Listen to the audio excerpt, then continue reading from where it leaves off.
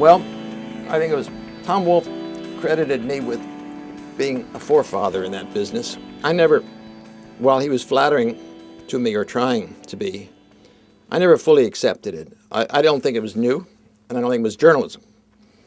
What it was, what I like to pretend to think it is and can always be, is defining reality in a way that's verifiable.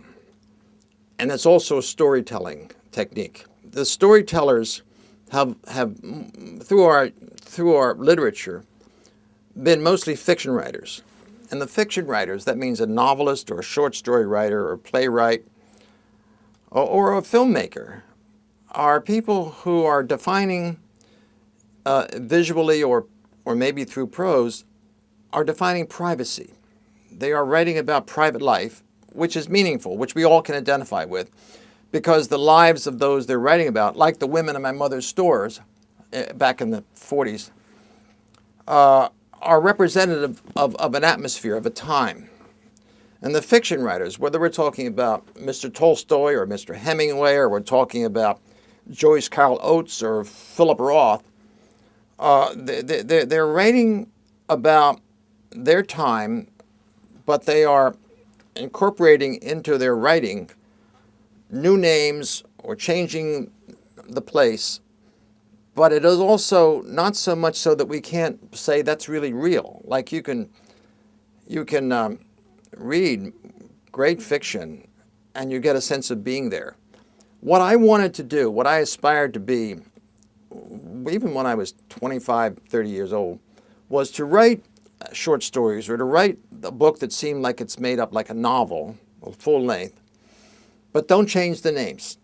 And get to know the characters so well, I didn't have to invent the characters. I could use real names, real situations.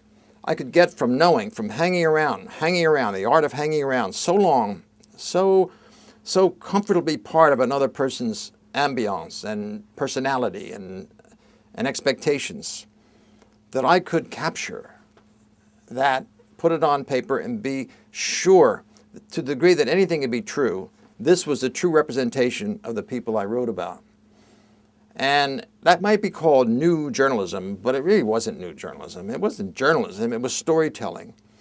And the only thing that made it different from ordinary storytelling, which is the province of the fiction writer, is it was not fiction.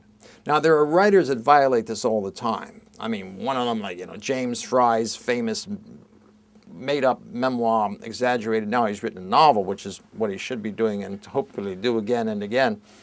There are people that are great at writing, at making it up, and we have to celebrate them, great writers.